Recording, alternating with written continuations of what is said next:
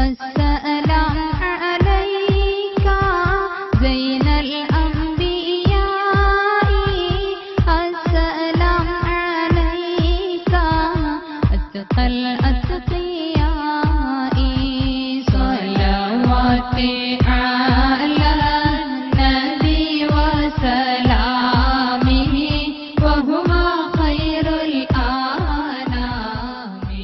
الحمد لله رب العالمين. نشهد أن لا إله إلا الله ونشهد أن محمدا عبده ورسوله. اللهم صل وسلم وبارك على رسولك وحبيبك سيدنا محمد وعلى آل وأصحاب سيدنا ومولانا محمد وعلى جميع الأنبياء والمرسلين ومن اقتدى بهديهم إلى يوم الدين. أما بعد، فأعوذ بالله من الشيطان الرجيم. بسم الله الرحمن الرحيم. لقد من الله على المؤمنين إذ بعث فيهم رسولا من أنفسهم يتلو عليهم آياته ويزكيهم ويعلمهم الكتاب والحكمة وإن كانوا من قبل لفي ضلال مبين. صدق الله العلي العظيم. صدق وبلغ رسوله النبي الكريم. ونحن على ذلك من الشاهدين الشاكرين والحمد لله رب العالمين.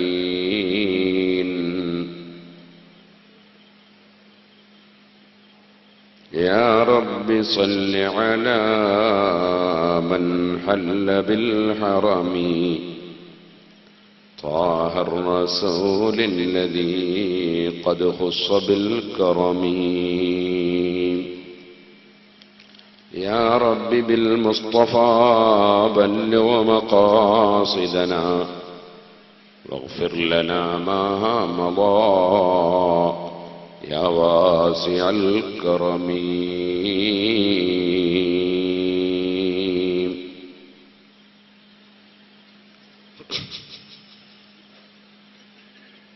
ബഹുമാന്യരെ, അല്ലാഹുവിൻ്റെ മഹത്തായ അനുഗ്രഹം കൊണ്ട്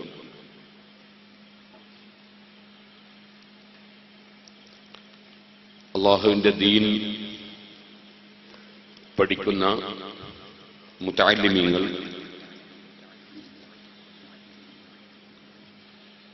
അവർക്ക് സാഹിത്യരംഗത്തിൽ വാസനയുണ്ടാക്കാനും ദീനീ പ്രബോധന പ്രചരണ പ്രവർത്തനം പരിചയപ്പെടാനും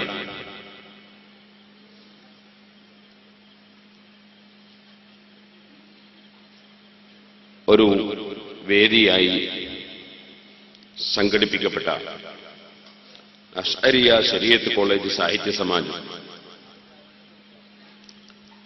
ദർസിന്റെ ഒരു വാർഷിക പരിപാടിയും അഷ്റഫുൽ ഖൽഖ് സല്ലല്ലാഹു അലൈഹി വസല്ലമ തങ്ങളുടെ പേരിൽ സ്വലാത്ത് ചൊല്ലുന്ന ഒരു മജ്ലിസുമായി സംഘടിപ്പിക്കപ്പെട്ടതാണ് ഈ അനുഗ്രഹീതമായ സദസ്സ് എന്ന് ഞാൻ മനസ്സിലാക്കുന്നു. അർഹമുർ റഹീമീനായ റബ്ബ് സുബ്ഹാനഹു വ തആല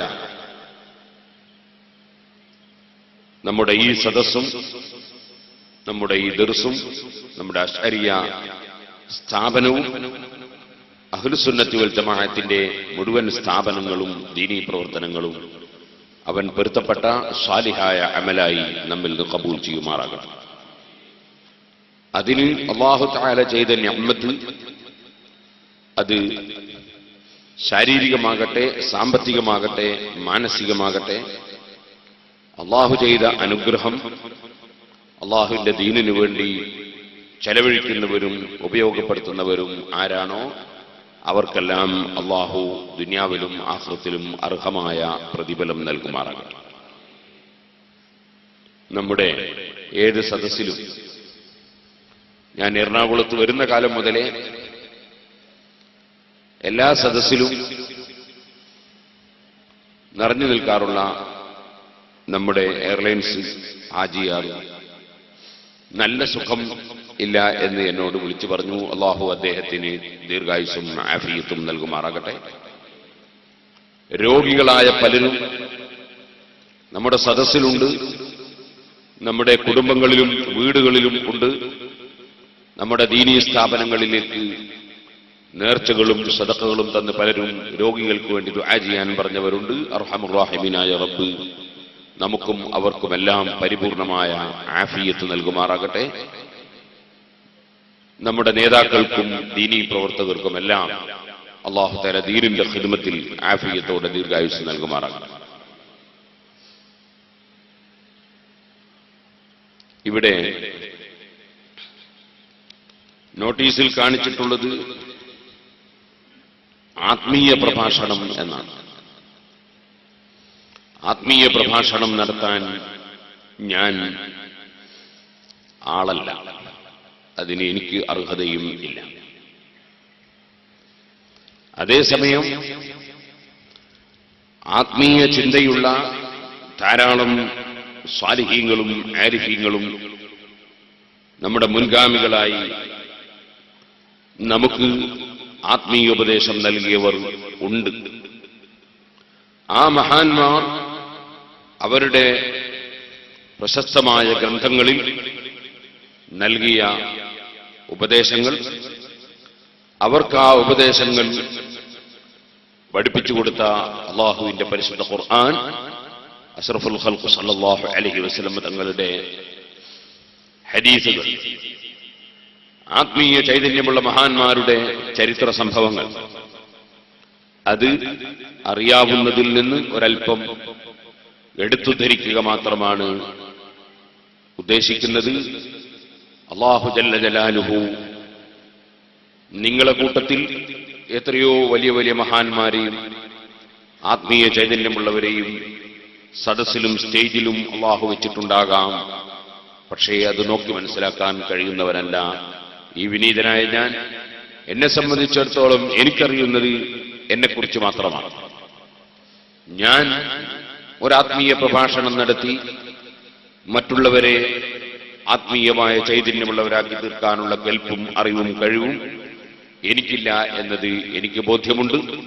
അല്ലാഹു ജല്ല ജലാലുഹു നമ്മെ എല്ലാവരെയും അവൻ പൊരുത്തപ്പെട്ട സാലിഹീങ്ങളിൽ ഉൾപ്പെടുത്തുകയും നമ്മുടെ ജീവിതത്തിലും നമ്മെ വിട്ടുപിരിഞ്ഞു പോയവരുടെ ജീവിതത്തിലും നമ്മോട് കൂടി ദീനീ പ്രവർത്തനം നടത്തുന്നവരുടെ ജീവിതത്തിലും അല്ലാഹു പൊരുത്തപ്പെടാത്ത എന്തെങ്കിലും കാര്യങ്ങൾ വല്ലപ്പോഴും സംഭവിച്ചു പോയെങ്കിൽ അവൻ സാധുവായി എനിക്കും നിങ്ങൾക്കും എല്ലാവർക്കും മാപ്പ് നൽകുകയും ചെയ്യുമാറാകണം. സുഹൃത്തുക്കളെ, മനുഷ്യന് ശരീരം, ആത്മാവ്, ഇങ്ങനെ രണ്ട് ഘടകം ഉണ്ട് എന്ന് നമുക്ക് എല്ലാവർക്കും അറിയാം. ശരീരമാകുന്ന ബോഡിയെ നിയന്ത്രിക്കുന്നത് ആത്മാവാകുന്ന ഡ്രൈവറാണ്.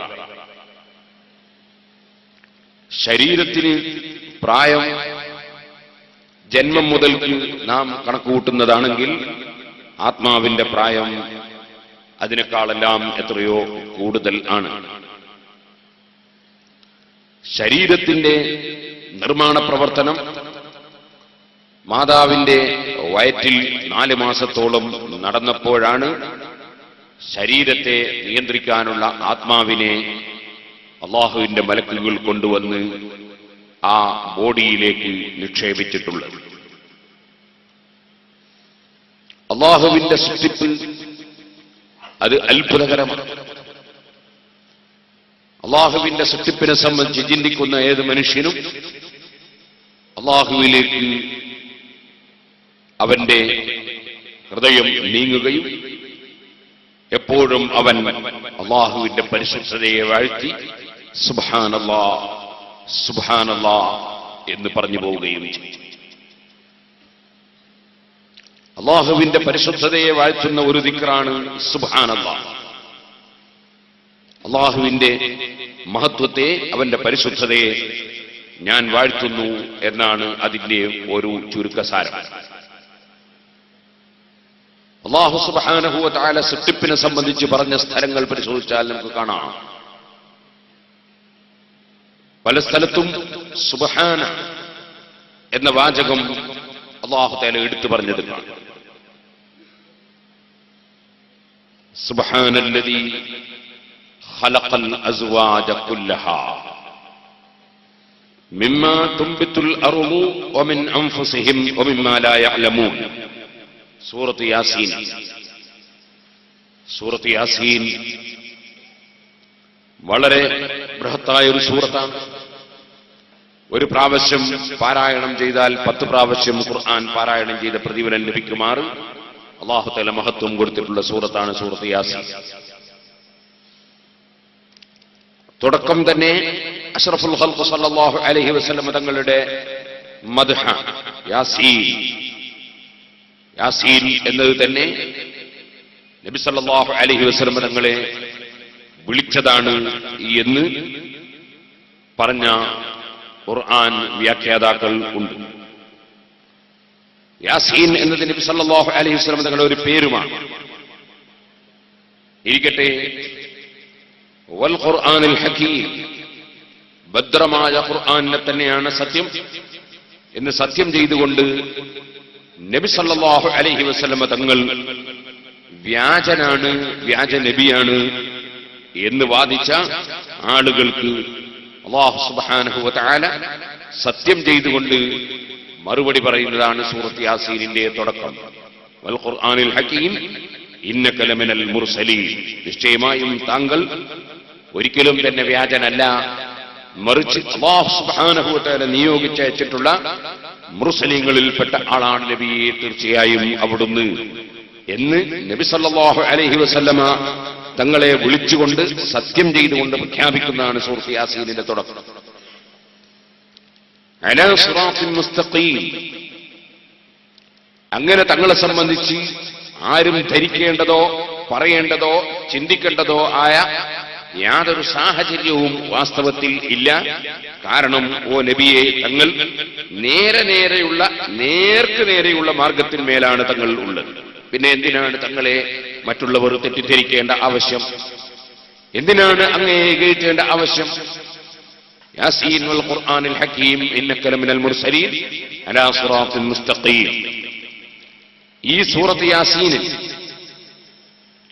അല്ലാഹു സുബ്ഹാനഹു വ തആല തീരെ നന്നാകാത്ത ഒരു വിഭാഗത്തെ പരാമർശിച്ചിട്ടുണ്ട്. ഫഹും ലാ യുബ്സിറൂൻ. കാണേണ്ടത് കാണാനും ചിന്തിക്കേണ്ടത് ചിന്തിക്കാനും കഴിയാത്ത, സത്യത്തിന്റെയും അസത്യത്തിന്റെയും സത്യത്തിന്റെയും അവരുടെയും ഇടയിൽ മറയിട്ടു പോയ ഒരു വിഭാഗം. അങ്ങനെ ഒരു വിഭാഗത്തെ അല്ലാഹു പരാമർശിക്കുന്നു.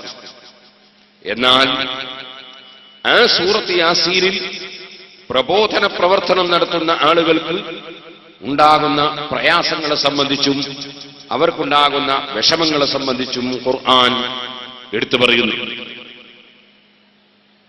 അർസൽനാ ഇലൈഹിം മുസ്ലിമീൻ.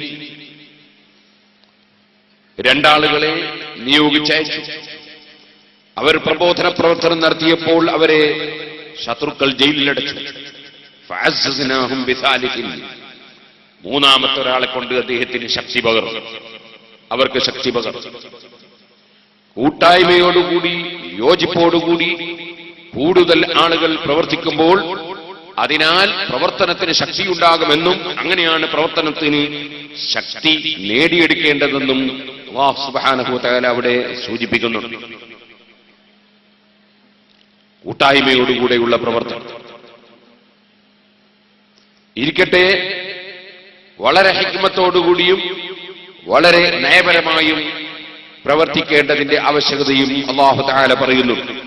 എന്നാൽ ശത്രുക്കളിൽ നിന്ന് മർദ്ദനങ്ങൾ ഏറ്റുവാങ്ങി ഏറുകൊണ്ട് മരണപ്പെട്ടുപോയ ഒരു പ്രബോധന പ്രവർത്തകനായ ഹബീബുൻ നജ്ജാർ റളിയല്ലാഹു അൻഹു, ആ ഹബീബുൻ നജ്ജാർ റളിയല്ലാഹു അൻഹുവിനെ ശത്രുക്കൾ എറിഞ്ഞുകൊന്നുകളഞ്ഞു. വ്യക്തമായ തെളിവുകളും രേഖകളും എല്ലാം ശത്രുക്കളുടെ മുമ്പിൽ ആ പ്രബോധകന്മാർ നിരത്തിവെച്ചിരുന്നു. പല അത്ഭുതങ്ങളും അവർ കാണിച്ചു കൊടുത്തിരുന്നു. മരിച്ചവരെ ഹയാത്താക്കിയിട്ട് പോലും അവർ അവിടെ തെളിവുകൾ നിരത്തി കാണിച്ചു കൊടുത്തിരുന്നു. ഒക്കെ ആയത്തിന്റെ തഫ്സീറിൽ പറയുന്നു. അപ്പോൾ ഞാനതിലേക്ക് കടക്കുന്നില്ല. സൂറത്ത് യാസീൻ 7 ദിവസം ഞാൻ പ്രസംഗിച്ചിട്ടുണ്ട്. ഒന്നായി അതിന്റെ CD ലഭിക്കുമ്പോൾ നിങ്ങൾക്ക് വാങ്ങി കേൾക്കാം. സുഹൃത്തുക്കളെ, ആ സൂറത്ത് യാസീൻ നമ്മെ പഠിപ്പിച്ച ഒരു തത്വമുണ്ട്. ഖാല യാ ലൈത ഖൗമി യഅലമൂന ബിമാ ഗഫറ ലീ റബ്ബി വജഅലനീ മിനൽ മുക്രമീൻ. ശത്രുക്കൾ എറിഞ്ഞു കൊന്നുകളഞ്ഞപ്പോൾ ആ എറിഞ്ഞു കൊന്നുകളഞ്ഞ ശത്രുക്കളോട് മരണത്തിന്റെ ശേഷം പോലും ഒരു വൈരാഗ്യവും വിദ്വേഷവും മനസ്സിൽ വെക്കാത്ത നിഷ്കളങ്കനായ ഒരു ദീനീ പ്രവർത്തകൻ, ഒരു ദീനീ പ്രബോധകൻ, അതാണ് ഹബീബുൻ നജ്ജാർ റളിയല്ലാഹു അൻഹു. ഖീല ദുഖുലിൽ ജന്ന. ശത്രുക്കൾ അദ്ദേഹത്തെ എറിഞ്ഞു കൊന്നുകളഞ്ഞപ്പോൾ അദ്ദേഹത്തിന് സ്വർഗത്തിൽ പ്രവേശിക്കാൻ അനുമതി ലഭിച്ചു. ഖീല ദുഖുലിൽ ജന്ന. ഖാല യാ ലൈത ഖൗമി യഅലമൂന ബിമാ ഗഫറ ലീ റബ്ബി വജഅലനീ മിനൽ മുക്രമീൻ.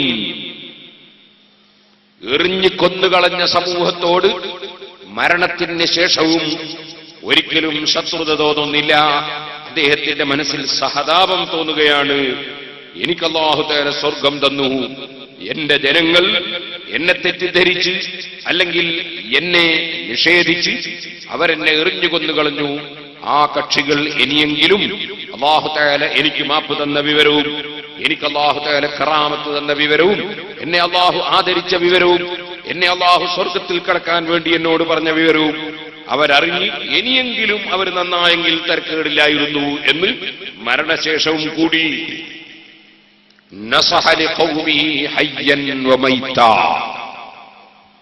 ജീവിച്ചിരിക്കുന്ന സമയത്തും മരണത്തിന് ശേഷവും എന്റെ സമുദായം നന്നായി കാണേണ്ടിയിരുന്നു എന്ന് ആഗ്രഹിച്ച ബഹുമാനപ്പെട്ട ഹബീബുൻ നജ്ജാർ റളിയല്ലാഹു അൻഹുവിന്റെ ദീനീ പ്രബോധന പ്രവർത്തനവും നയവും വിശാലമായ മനസ്സും സൂറത്ത് യാസീൻ നമ്മെ പഠിപ്പിക്കുന്നു. ആ സൂറത്ത് യാസീൻ ഏകനായ അല്ലാഹുവിന്റെ സൃഷ്ടിപ്പിനെ സംബന്ധിച്ചും അതിന്റെ മഹത്വത്തെക്കുറിച്ചും അടിക്കടി സൂചിപ്പിക്കുന്നു. അതിൽ ഒരായത്താണ് ഞാൻ നിങ്ങളുടെ ശ്രദ്ധയിൽപ്പെട്ടു. സുബ്ഹാനല്ലദീ ഖലഖൽ അസ്വാജ കുല്ലഹാ മിമ്മാ തുൻബിതുൽ അർളു വമിൻ അൻഫുസിഹിം വമിമ്മാ ലാ യഅലമൂൻ. ധാരാളം ഇനങ്ങളാണ് എല്ലാ വസ്തുക്കളെയും സൃഷ്ടിച്ച റബ്ബ് പരിശുദ്ധനാണ്. മിമ്മാ തുൻബിതുൽ അർളു, ഭൂമി മുളപ്പിക്കുന്ന വസ്തുക്കൾ, അതൊക്കെ ധാരാളം ഇനങ്ങളാണ്. വമിൻ അൻഫുസിഹിം, അവരെ ശരീരത്തിനാലുള്ളതും അവരെ ശരീരത്തിൽ നിന്നുള്ളതും എല്ലാം ഇനങ്ങളാണ്. വമിമ്മാ ലാ യഅലമൂൻ, അവർക്കറിയാത്ത പലതും, അല്ലാഹു സൃഷ്ടിച്ചതും സൃഷ്ടിക്കുന്നതും ഒക്കെ ധാരാളം ഇനങ്ങളാണ്. നിങ്ങൾ ശ്രദ്ധിച്ചിട്ടുണ്ടോ ആ വാചകം? കാപ്പി കൃഷി ചെയ്യുന്നവർക്കറിയാം കാപ്പി എത്ര ഇനങ്ങളാണ്. തെങ്ങ് കൃഷി ചെയ്യുന്നവർക്കറിയാം തെങ്ങ് എത്ര ഇനങ്ങളാണ്, തേങ്ങ എത്ര ഇനങ്ങളാണ്. നെല്ല് ഉൽപ്പാദിപ്പിക്കുന്നവർക്കറിയാം നെല്ല് എത്ര ഇനങ്ങളാണ്, ഗോതമ്പ് എത്ര ഇനങ്ങളാണ്, കാരക്ക ഈത്തപ്പഴം എത്ര ഇനങ്ങളാണ്, മുന്തിരിങ്ങ എത്ര ഇനങ്ങളാണ്. അല്ലാഹുവിന്റെ സൃഷ്ടിപ്പിനെ സംബന്ധിച്ച് നിങ്ങൾ ചിന്തിച്ചു നോക്കൂ. ഏത് സസ്യങ്ങൾ എടുത്താലും ഏത് കൃഷികളെടുത്താലും എത്ര ഇനങ്ങളാണതുള്ളത്. സുബ്ഹാനല്ലദീ ഖലഖൽ അസ്വാജ കുല്ലഹാ മിമ്മാ തുൻബിതുൽ അർള് വമിൻ അൻഫുസിഹിം വമിമ്മാ ലാ യഅലമൂൻ. എത്ര ആളുകളാണ് ഈ സദസ്സിൽ പങ്കെടുത്തത്? ഓരോരുത്തരുടെയും മുഖം വെവ്വേറെയാണ്, ഓരോരുത്തരുടെയും സ്വഭാവം വെവ്വേറെയാണ്. ഓരോരുത്തരുടെയും ബുദ്ധി വ്യത്യസ്തമാണ്, ഓരോരുത്തരുടെയും ശൈലി വ്യത്യസ്തമാണ്, ഓരോരുത്തരുടെയും സൗണ്ട് വ്യത്യസ്തമാണ്, സംസ്കാരം, ജീവിത രീതി, ഏത് വിഷയമെടുത്ത് നോക്കിയാലും ഇനങ്ങളാണ്. സ്വന്തം ഒരു ബാപ്പക്കും ഉമ്മക്കും 12 മക്കൾ ജനിച്ചപ്പോൾ ആ 12 മക്കളുടെയും മുഖം വെവ്വേറെയാണ്. പരസ്പരം തിരിച്ചറിയാത്ത ഒരു കുട്ടിയും ഇല്ല. ചിലർ പറയാറുണ്ട് ഇരട്ട വെച്ചതുകൊണ്ട് കണ്ടാൽ അറിയുന്നില്ല. നമുക്കറിയുന്നില്ല എന്നേ ഉള്ളൂ, ഭാര്യമാർക്കറിയുന്നുണ്ട്. അല്ലെങ്കിൽ ഭാര്യക്കും തിരിച്ചറിയുന്നില്ലേ, കുടുങ്ങിപ്പോകില്ലേ. അപ്പൊ നമ്മൾ കൂടുതൽ നോക്കാത്തത് കൊണ്ടും കാണാത്തത് കൊണ്ടും പരിചയപ്പെടാത്തതുകൊണ്ടും നമുക്കും കഴിയുന്നില്ല എന്നേ ഉള്ളൂ. വിഷയങ്ങൾ വ്യത്യാസമാണ് അല്ലേ? കോടിക്കണക്കിന് ജനങ്ങൾ ഇന്ന് ലോകത്ത് ജീവിച്ചിരിപ്പുണ്ട്. 100-700 കോടി ജനങ്ങൾ ജീവിക്കുന്നുവെങ്കിൽ അതിനേക്കാൾ കൂടുതൽ മരിച്ചുപോയിട്ടുണ്ട്. അതിനേക്കാൾ കൂടുതൽ ഇനിയും ഇവിടെ ഉണ്ടാകാൻ പോകുന്നുമുണ്ട്. പക്ഷേ ലോകത്ത് ആദം നബി അലൈഹിസ്സലാത്തു വസ്സലാം മുതൽ ഖിയാമത്ത് നാൾ വരെ ജീവിക്കുന്ന ഒരൊറ്റ മനുഷ്യനും വേറൊരു മനുഷ്യനെ പോലെയില്ല. എല്ലാവരും വ്യത്യസ്തമാണ്. സുബ്ഹാനല്ലദീ ഖലഖൽ അസ്വാജ കുല്ലഹാ മിമ്മാ തുംബിതുൽ അർളു വമിൻ അൻഫുസിഹിം. അല്ലേ?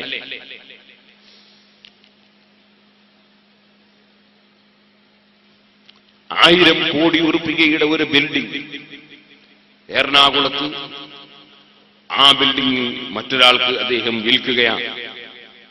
വിൽക്കുമ്പോൾ അദ്ദേഹത്തിന്റെ ഒരു വിരലടയാളം രജിസ്റ്റർ ചെയ്യുന്ന സമയത്ത് ഡോക്യുമെന്റ്സിൽ വെച്ചുകൊടുത്തു, ആധാരത്തിൽ വെച്ചുകൊടുത്തു.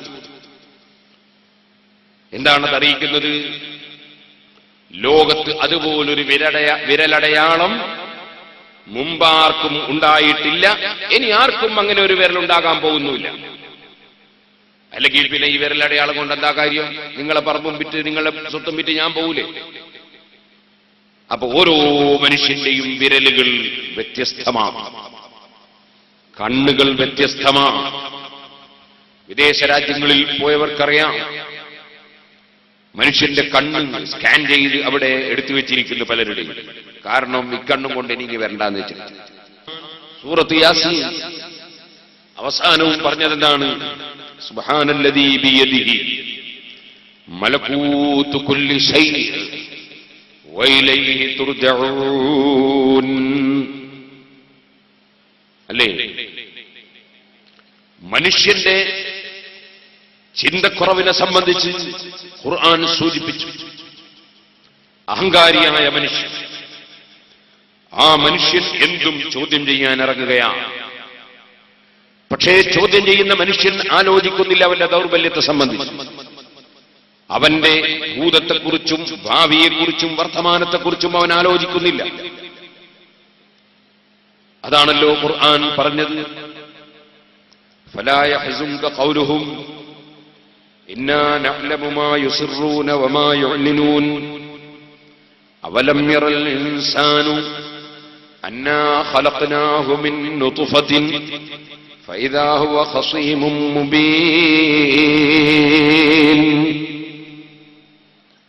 മനുഷ്യൻ അറിയുന്നില്ലേ, കാണുന്നില്ലേ, ചിന്തിക്കുന്നില്ലേ, നോക്കുന്നില്ലേ? അന്നാ ഖലഖനാഹു മിൻ നുത്ഫത്തിൻ, അവനെ നമ്മൾ സൃഷ്ടിച്ചിട്ടുള്ളത് നുത്ഫത്തിൽ നിന്നാണ്, ബീജത്തിൽ നിന്നാണ്. ഫൈദാ ഹുവ ഖസീമും മുബീൻ, എന്നിട്ട് അവനതാ വ്യക്തമായ തർക്കക്കാരനായി, വാദക്കാരനായി രംഗത്ത് വരികയാണ്. അവനെ നമ്മൾ പടച്ചത് ബീജത്തിൽ നിന്നാണ്. എന്ത് ബീജം? നഗ്നദൃഷ്ടി കൊണ്ട് നോക്കിയാൽ കാണാൻ കഴിയാത്ത, കണ്ണുകൊണ്ട് നോക്കിയാൽ കാണാൻ കഴിയാത്ത, സാധാരണ കണ്ണട വെച്ച് നോക്കിയാലും കാണാൻ കഴിയാത്ത, സൂക്ഷ്മദർശിനിയിലൂടെ മാത്രം കാണാൻ കഴിയുന്ന അത്രയും ചെറിയൊരംശം മനുഷ്യന്റെ ഇന്ദ്രിയതുള്ളിയിൽ നിന്ന് വളരെ ചെറിയൊരംശമെടുത്തിട്ട് മനുഷ്യനെ നമ്മൾ സൃഷ്ടിച്ചു. ആ മനുഷ്യൻ അവലം യറൽ ഇൻസാനു അന്നാ ഖലഖനാഹു മിൻ നുത്ഫത്തിൻ ഫൈദാ ഹുവ ഖസീമും മുബീൻ. നമ്മളവനെ സൃഷ്ടിച്ച് ശക്തിയുള്ള, ബുദ്ധിയുള്ള, തന്റെ ഇടമുള്ള മനുഷ്യനാക്കി വളർത്തിയെടുത്തപ്പോൾ അവൻ തർക്കിച്ച് തർക്കം എവിടെ എത്തി? വളറബ ലനാ മസലൻ വനസിയ ഖൽഖഹ ഖാല മൻ യുഹ്യിൽ ഇളാമ വഹിയ റമീം. അവന്റെ തർക്കം മൂർച്ഛിച്ച് എവിടെ എത്തി? അതാ ഉബയ്യ് ഇബ്നു ഖലഫ് എന്ന് ഞാൻ ഓർക്കുന്നു. മുശ്രിക്കീങ്ങളിൽപ്പെട്ട ഒരു മനുഷ്യൻ ഒരു ദ്രവിച്ച പഴകിയ എല്ലെടുത്ത് കയ്യിൽ പിടിച്ചു.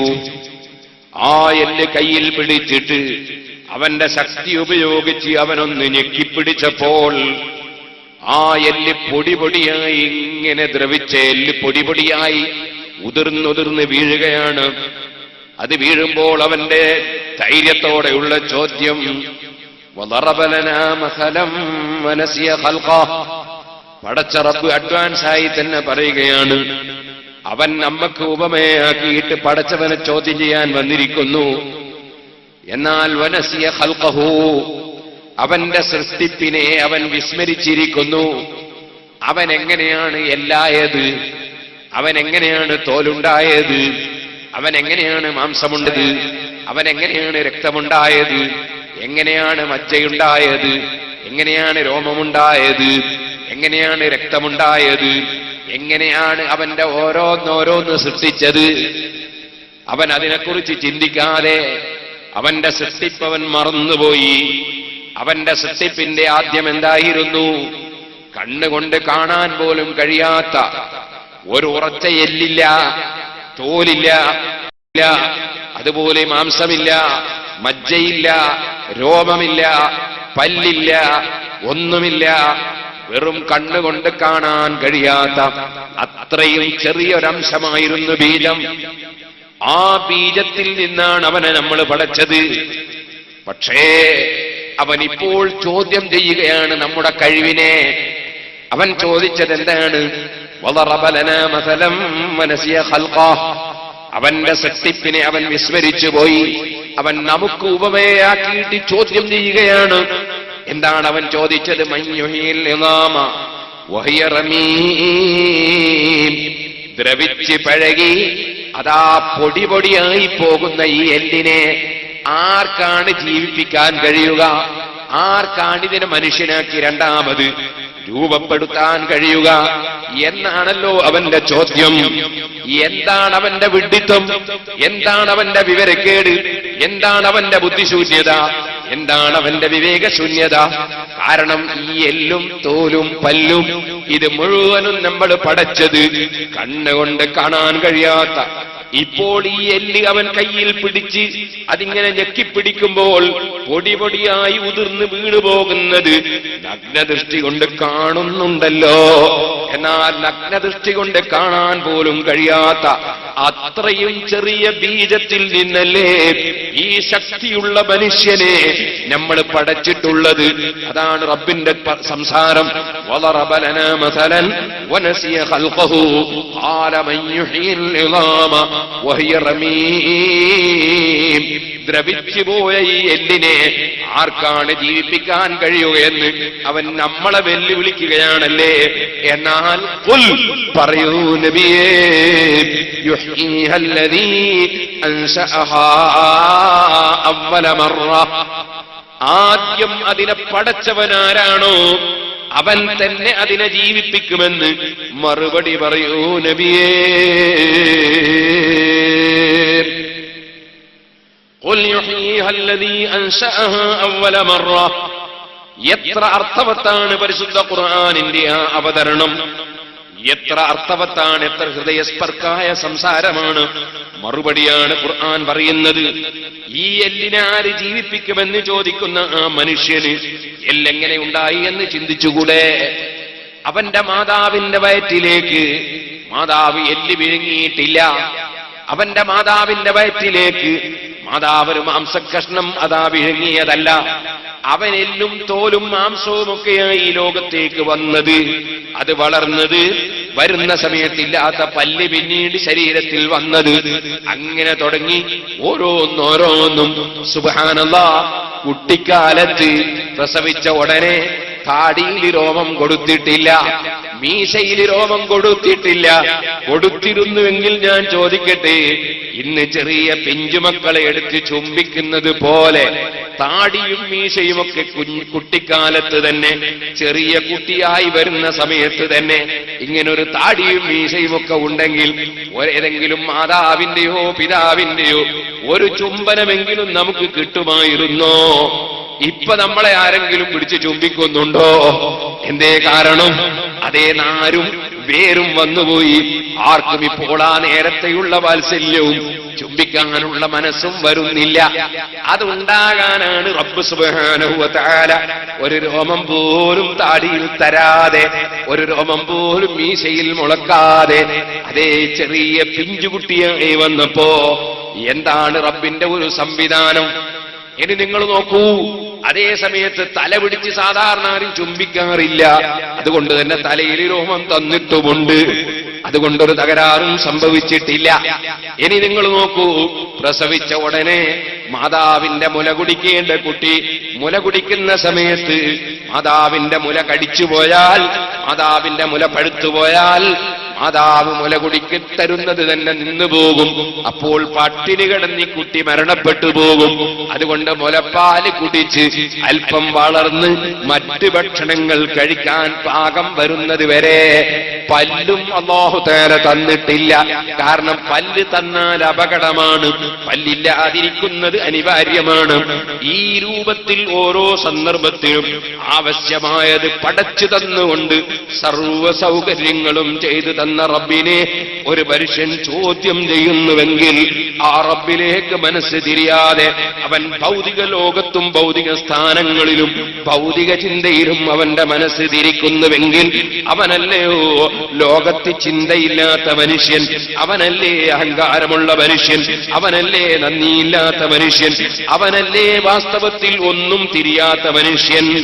وضرب لنا مثلا ونسي خلقه قال من يحيي العظام وهي رميم قل يحييها الذي أنشأها أول مرة وهو بكل خلق عليم الذي جعل لكم من الشجر الأخضر نارا فإذا أنتم منه توقدون أوليس الذي خلق السماوات والأرض بقادر على أن يخلق مثلهم بلى وهو الخلاق العليم إنما أمره إذا أراد شيئا أن يقول له كن فيكون فسبحان الذي بيده ملكوت كل شيء وإليه ترجعون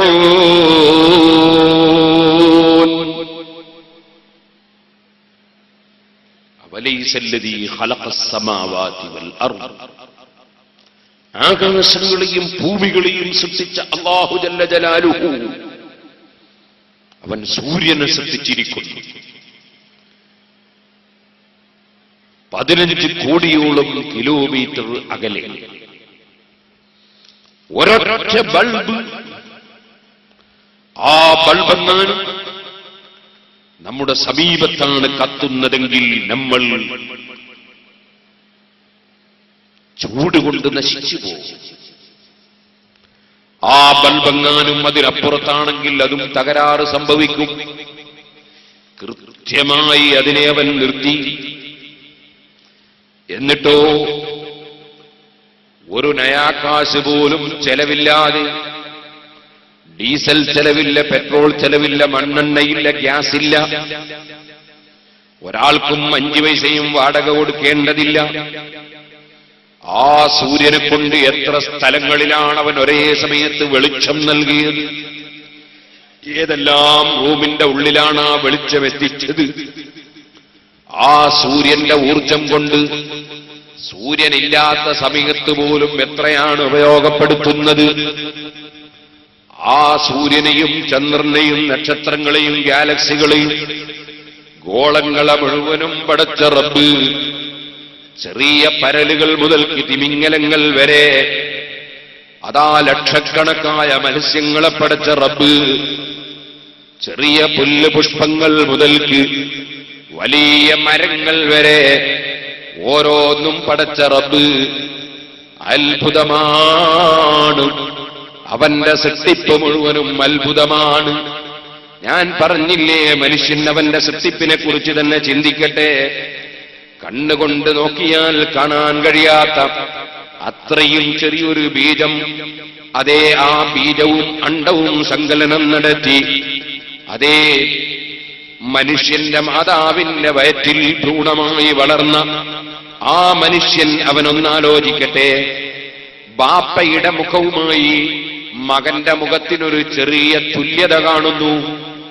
ചിലപ്പോൾ ബാപ്പയുടെ സൗണ്ട് തന്നെ മകനും ലഭിച്ചത് കാണുന്നു. മറ്റ് ചിലപ്പോൾ ബാപ്പയുടെ ഭംഗി മനുഷ്യന് ലഭിച്ചത് കാണുന്നു.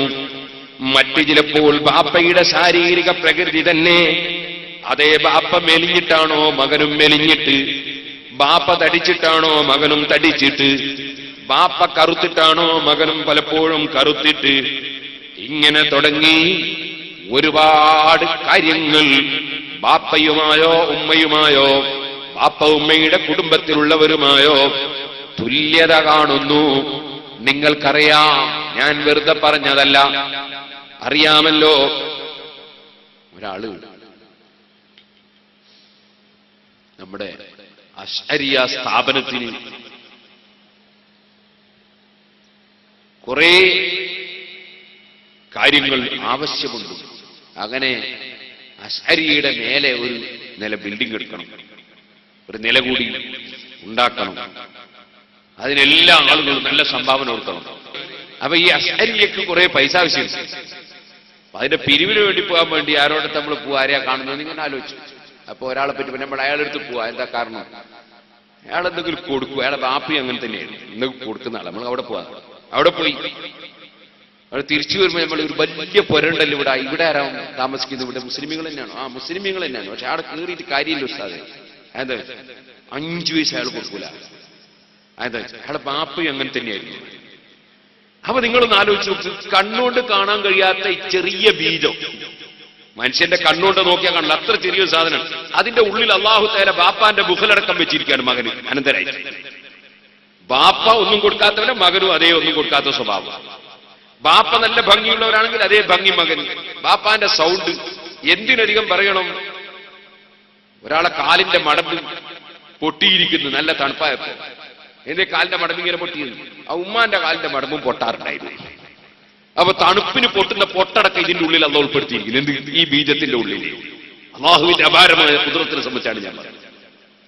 ഇനിയോ ഒരാൾക്ക് വല്ലാത്ത ക്ഷീണം, ഡോക്ടറെ കൊണ്ടുപോയി കാണിച്ച് ഷുഗറിന്റെ ഒന്നൊന്ന് നോക്കണം. ഷുഗർ ഒന്നും എനിക്ക് ഉണ്ടാവില്ല എന്ന് തോന്നല്ലോ. നിങ്ങളെ വാപ്പാക്ക് ഉണ്ടായിരുന്നു വെച്ചു, കുറച്ചുണ്ടായിരുന്നു, എന്നാ ബർക്കത്തിന് ചിലപ്പോൾ നിങ്ങൾക്കും ഉണ്ടാവും. അപ്പൊ എന്താണ്? ആ ബാപ്പാന്റെ ഷുഗർ അടക്കം ഇതിന്റെ ഉള്ളിൽ അത് ഉൾപ്പെടുത്തിയിരിക്കുന്നു. ഒരാൾക്ക് മാനസിക രോഗം, ഡോക്ടറെ കാണിച്ച കുടുംബത്തിൽ ആർക്കെങ്കിലും ഉണ്ടായിരുന്നോ എന്ന് ചോദിക്കുന്നു. അപ്പൊ ഈ ബീജത്തിന്റെ ഉള്ളിൽ ആ മാനസിക രോഗം ഉൾപ്പെടുത്തി.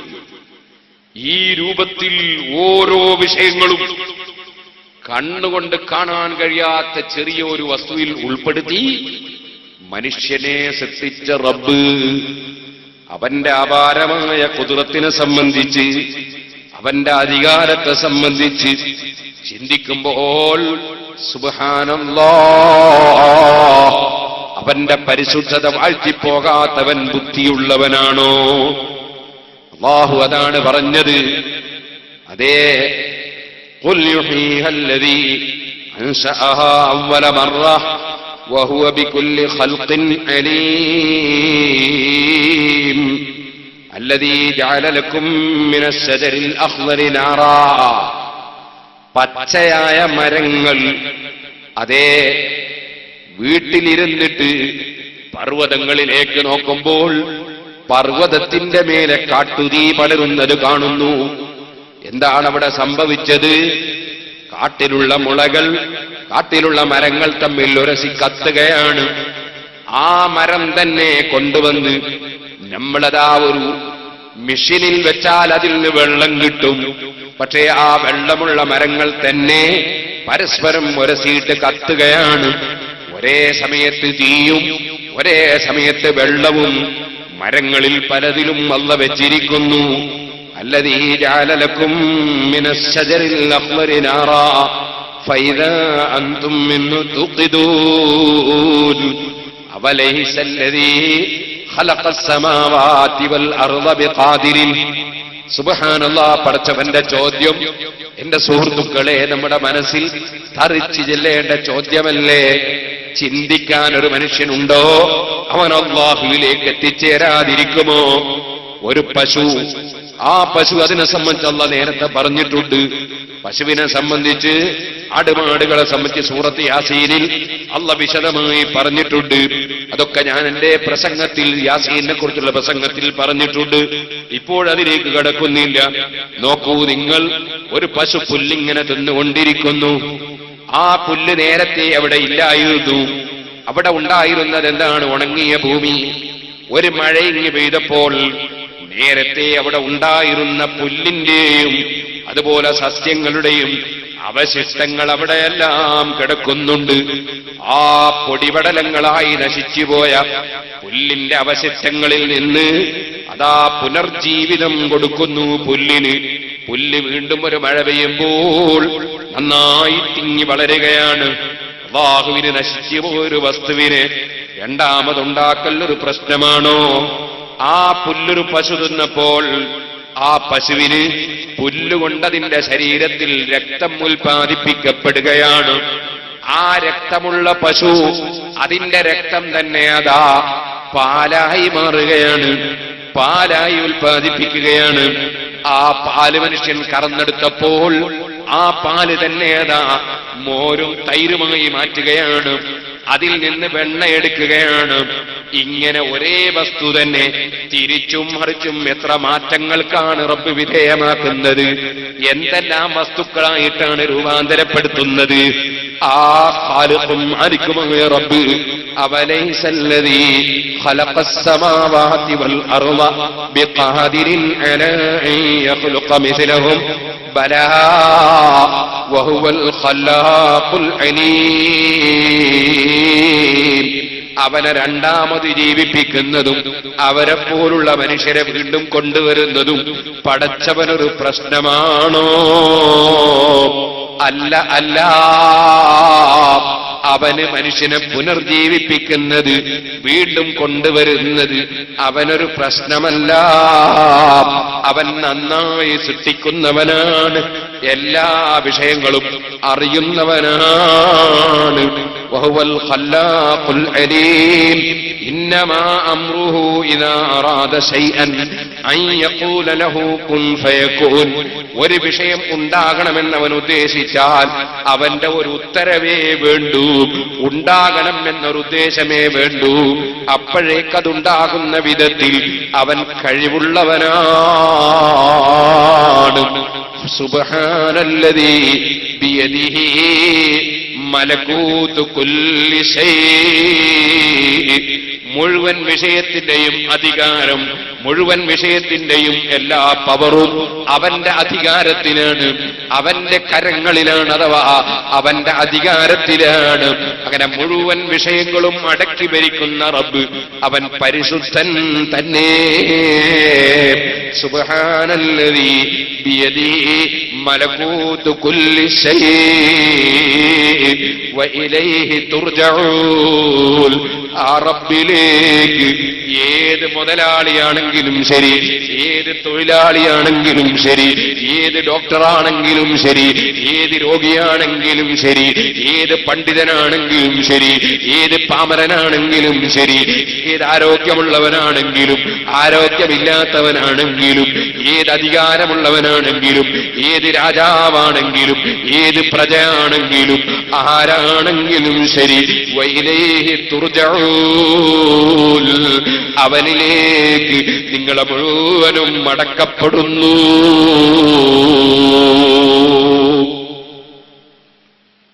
സുബ്ഹാനല്ലദീ ബിയദിഹി മൽകൂതു കുല്ലി ഷൈ. നമ്മളെ സംബന്ധിച്ചിടത്തോളം നമുക്ക് വിവാദങ്ങളിൽ താല്പര്യമില്ല. നമ്മൾ വിവാദത്തിന്റെ ആളുകളുമല്ല. മുസ്ലിം ഉമ്മത്ത് കുറെ വിവാദങ്ങൾ ഉണ്ടാക്കി മറ്റ് സമുദായത്തിന്റെ മുമ്പിൽ ചോദ്യചിഹ്നമാകേണ്ടവരുമല്ല. മുസ്ലിം ഉമ്മത്തിന് ഒരുപാട് വിഷയങ്ങൾ ഇവിടെ ചിന്തിക്കാനുണ്ട്. മുസ്ലിം ഉമ്മത്തിന്റെ പുരോഗതിക്ക് വേണ്ടി പ്രവർത്തിക്കേണ്ടതുണ്ട്.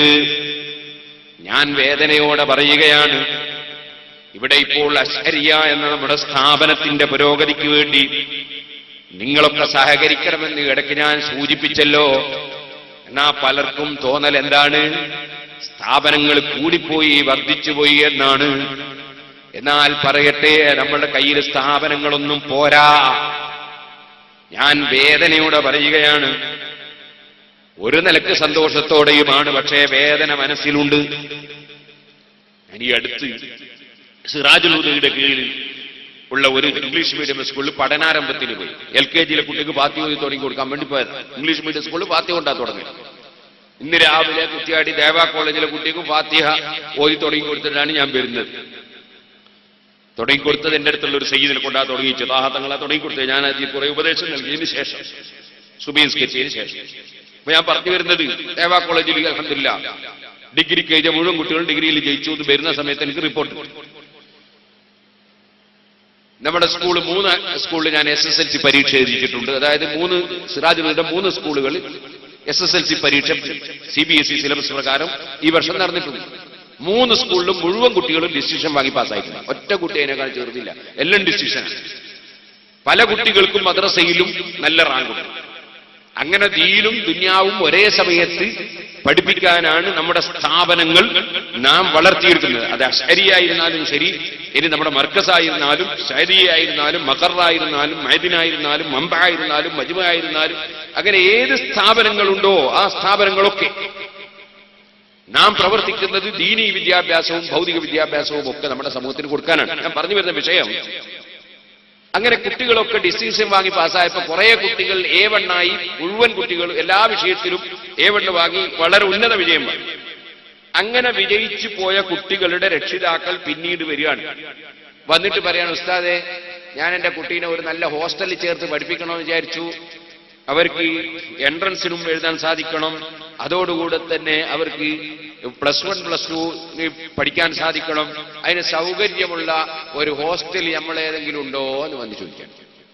ഒരൊറ്റ ഹോസ്റ്റൽ, ഒരു നിലവാരം പുലർത്തുന്ന ഉന്നത നിലവാരത്തിലുള്ള ഒരു ഹോസ്റ്റൽ ചൂണ്ടിക്കാണിച്ചു കൊടുക്കാൻ എന്റെ മനസ്സിൽ ഒറ്റ ഓർമ്മയിൽ വന്നില്ല. ഞാൻ നമ്മളെ ഒരു വേദന പറയാം. അതേ സമയത്ത് ഞാൻ സ്കൂളിൽ കുട്ടികളെ പഠനാരംഭത്തിന് ചെല്ലുമ്പോൾ സ്റ്റേജും വരെ നാദാപുരത്തെ SI നോബൽ എന്നാണ് അദ്ദേഹത്തിന്റെ പേര്. അദ്ദേഹത്തിന്റെ കുട്ടി നമ്മളെ സ്കൂൾ പഠിക്കുന്നുണ്ട്. നമ്മളെ സ്കൂൾ 2000 കുട്ടികൾ നാദാപുരത്ത് പഠിക്കുന്നുണ്ട്. പക്ഷേ അമുസ്ലിം സഹോദരന്മാരെ കുട്ടികൾ വളരെ കുറച്ചേ ഉള്ളൂ. ഒന്ന് SIന്റെ മോൻ തന്നെയാണ്, കുട്ടി തന്നെയാണ്. അതെന്താ കാരണം? നമ്മൾ ഒരു പീരീഡ് ഫാത്തിഹ പഠിപ്പിക്കൂ, മറ്റേ പീരീഡ് നമ്മൾ അഖ്ലാഖ് പഠിപ്പിക്കൂ, വേറൊരു പീരീഡ് അമലിയാത്ത് പഠിപ്പിക്കൂ. അതിന്റെ ഇടക്കാണ് നമ്മൾ ഇംഗ്ലീഷ് മീഡിയം നടക്കുന്നത്. എന്നിട്ടാണ് ഈ ഡിസിഷനൊക്കെ വാങ്ങുന്നത്. അപ്പൊ ഞാൻ പറഞ്ഞു വരുന്നത്, അപ്പൊ അവരെ കുട്ടികൾക്ക് ഇതൊന്നും പഠിക്കൽ ആവശ്യമില്ലല്ലോ. അപ്പൊ അവരെ കുട്ടികളെ സമയം പോയി പോകും. മാത്രമല്ല, കുട്ടികൾ നമ്മളെ സ്കൂളിൽ കുറച്ച് ദിവസം പഠിച്ചാൽ പിന്നെ കയറി ചെല്ലുമ്പോൾ അസ്സലാമു അലൈക്കും എന്ന് പറയും, ചായ എടുത്ത് കുടിക്കുമ്പോൾ ബിസ്മില്ലാഹിർ റഹ്മാനിർ റഹീം എന്ന് പറയും. അതുകൊണ്ട് പലരും ചേർക്കൂല, നമുക്ക് വിരോധം ഉണ്ടായിട്ടല്ല. അപ്പൊ അദ്ദേഹത്തോട് ഇത് ആദ്യം തന്നെ പറഞ്ഞു, ഇങ്ങനെ ഉണ്ടാവും, അത് കുഴപ്പമില്ല, അതും പഠിച്ചോട്ടെ തന്നെ അയാൾ അങ്ങനെ ചേർത്തതാണ്. അദ്ദേഹം സ്റ്റേജിൽ വന്ന് പ്രസംഗിക്കുന്നുണ്ട്. അപ്പൊ എന്നോട് എന്റെ മാനേജർ പറഞ്ഞു, ഇയാൾ പ്രത്യേക ഉസ്താദിനോട് ഒരു കാര്യം പറയാൻ പറഞ്ഞു. ഞാൻ ചോദിച്ചത് എന്താ? ഇയാൾ പറഞ്ഞ അയാൾ കോട്ടയം ഭാഗത്തുള്ള ഒരാളാണ്. കോട്ടയം ഭാഗത്തൊക്കെ ഏകദേശം എല്ലാ ചർച്ചിനോടനുബന്ധിച്ചും ക്രിസ്തീയ സഹോദരന്മാർക്ക് അവരുടെ പുരോഹിതന്മാരും മറ്റും പ്രവർത്തിച്ചിട്ട് വിദ്യാഭ്യാസ സ്ഥാപനങ്ങളുണ്ട്. അങ്ങനെ സ്കൂളുണ്ട്, അതുപോലെ തന്നെ ഹയർ സെക്കൻഡറി ഉണ്ട്, ഡിഗ്രി പഠിക്കുന്ന കോളേജുണ്ട്, എല്ലാ സ്ഥാപനങ്ങളുണ്ട്. അതുപോലെ എല്ലാ പള്ളിയോടനുബന്ധിച്ച് ഓരോ വിദ്യാഭ്യാസ സ്ഥാപനം തുടങ്ങാൻ ഉസ്താദിനോട് പറയണം. എന്നാ ഈ നാദാപുര ഭാഗത്തൊന്നും കുഴപ്പമുണ്ടാവില്ല എന്ന് അയാൾ പറഞ്ഞിരിക്കുന്നത്. അപ്പൊ ഞാൻ പറഞ്ഞു വരുന്നത്, നമ്മളെ മുസ്ലിമീങ്ങൾ എത്ര മുതലാളിമാരുണ്ട്, എത്ര കക്ഷികളുണ്ട്. പക്ഷേ നമ്മുടെ ദീനീ വിദ്യാഭ്യാസവും കൂടി കൊടുക്കുന്ന വിധത്തിൽ നമ്മുടെ യുവതലമുറയെ വിദ്യാഭ്യാസ രംഗത്ത് പുരോഗമിക്കുമ്പോൾ തന്നെ അവരുടെ ദീൻ ചോർന്നു പോകാതെ അവരുടെ വിശ്വാസവും കർമ്മവും ഒക്കെ കൃത്യമായി പഠിപ്പിച്ചുകൊണ്ട് വിദ്യാഭ്യാസ സ്ഥാപനങ്ങൾ എത്ര ഇനിയും ഉയരേണ്ടതുണ്ട്, എത്ര വളരേണ്ടതുണ്ട്. ബിസിനസ്സിന് വേണ്ടി വിദ്യാഭ്യാസ സ്ഥാപനം നടത്തുന്ന പലരും ഉണ്ടാകാം. അവർക്ക് ബിസിനസ്, പണം, അതിലപ്പുറം ആ കുട്ടികൾക്ക് ധാർമ്മിക ബോധം വേണം, ധാർമ്മിക വിദ്യാഭ്യാസം വേണമെന്ന ചിന്ത പലർക്കും വരുന്നില്ല. ആരെങ്കിലും ഉള്ളവരുണ്ടാകാം, പലർക്കും വരുന്നില്ല. അതുകൊണ്ടാണ് നമ്മുടെ സംഘടനകളുടെ കീഴിൽ തന്നെ നാം ഉന്നത നിലവാരമുള്ള ധാരാളം വിദ്യാഭ്യാസ സ്ഥാപനങ്ങൾ വളർത്തണം എന്ന് അടിക്കടി ചിന്തിച്ചുകൊണ്ടിരിക്കുന്നതും പ്രവർത്തിച്ചുകൊണ്ടിരിക്കുന്നതും എന്ന് സാന്ദർഭികമായി ഞാൻ ഉണർത്തുകയാണ്.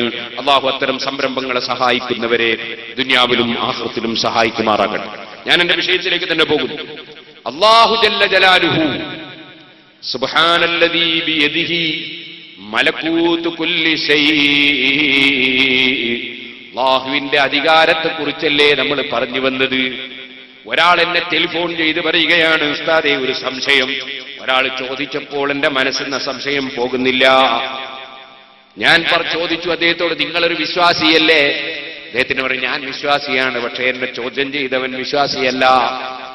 അവൻ യുക്തിവാദിയോ നിരീശ്വരവാദിയോ മതവിരോധിയോ ആണ്. എത്ര മുസ്ലിം ചെറുപ്പക്കാരാണ്, ബാപ്പയും ഉമ്മയും മുസ്ലിമാണ്, മക്കള് പച്ച കാഫിറാണ്, ഈമാൻ തെറ്റിപ്പോയവരാണ്. അല്ലാഹുവേ, ഞങ്ങളെ സന്താന പരമ്പരകളെ, ഞങ്ങളെ ശിഷ്യ പരമ്പരകളെ, ഞങ്ങളെ നീ ഈമാൻ ഉറച്ചവരിൽ ഉൾപ്പെടുത്തണം റഹ്മാനെ. ഓ മുഅ്മിനീങ്ങളെ, നിങ്ങൾ ചിന്തിക്കൂ, ഈമാനിന്റെ വെളിച്ചം അമേരിക്കയുടെ പ്രസിഡന്റിന് റബ്ബ് കൊടുത്തിട്ടില്ല, ഇന്ത്യയുടെ ഇന്നേവരെയുള്ള പ്രധാനമന്ത്രിമാർക്ക് കൊടുത്തിട്ടില്ല. അതേ ഈമാനിന്റെ വെളിച്ചം കിട്ടിയവരാണ് സാധുക്കളായ നമ്മൾ. അത് നമ്മുടെ മുൻഗാമികൾ മുഖേന നമ്മിലേക്ക് കൈമാറി വന്നതാണ്. അത് നമ്മുടെ വരും തലമുറയിൽ സൂക്ഷിക്കേണ്ട ബാധ്യത നമുക്കില്ലേ?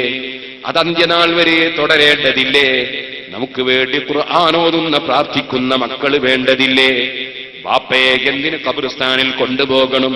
ബാപ്പയ്ക്ക് വേണ്ടി ഞാനെന്തിന് പ്രാർത്ഥിക്കണം? ബാപ്പയുടെ പേരിൽ ഞാനെന്തിന് ഭക്ഷണം കൊടുക്കണം? ബാപ്പയ്ക്ക് എന്താണ് അതുകൊണ്ട് കാര്യം? മരിച്ചാൽ മണ്ണോട് മണ്ണ് ചേർന്ന് ബാപ്പ നശിച്ചു പോയില്ലേ എന്ന് ചിന്തിക്കുന്ന, തീരെ വിവരമില്ലാത്ത, ചിന്തയില്ലാത്ത മക്കള് പലർക്കും വളരുന്നില്ലേ? അതുകൊണ്ടാണ് ഞാനിത് പറയുന്നത്. അല്ലാഹുവിന്റെ അധികാരത്തെക്കുറിച്ചൊരു മനുഷ്യൻ ചിന്തിക്കട്ടെ.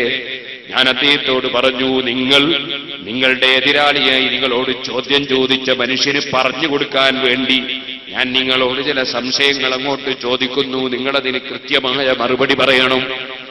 അദ്ദേഹത്തോട് ഞാൻ ചോദിച്ചു, നിങ്ങൾ വിശ്വാസിയല്ലേ? അദ്ദേഹം പറഞ്ഞു, ഞാൻ വിശ്വാസിയാണ്. രണ്ടാമത് ഞാൻ ചോദിക്കട്ടെ, പടച്ചവൻ ഉണ്ടെന്നോ ഇല്ലെന്നോ നിങ്ങൾ പറയുന്നത്? അദ്ദേഹം പറഞ്ഞു, ഞാൻ ഉണ്ടെന്നാണ് പറയുന്നത്, പക്ഷേ അവൻ അത് നിഷേധിക്കുന്നു.